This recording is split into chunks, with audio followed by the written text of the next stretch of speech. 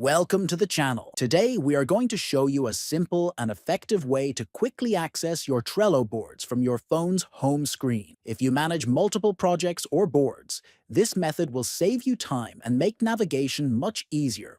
First, open the Trello app on your phone.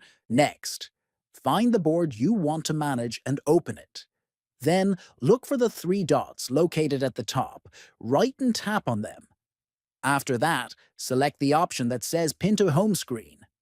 Finally, confirm the action by clicking Add, and your board will appear on your home screen, ready for quick access whenever you need it.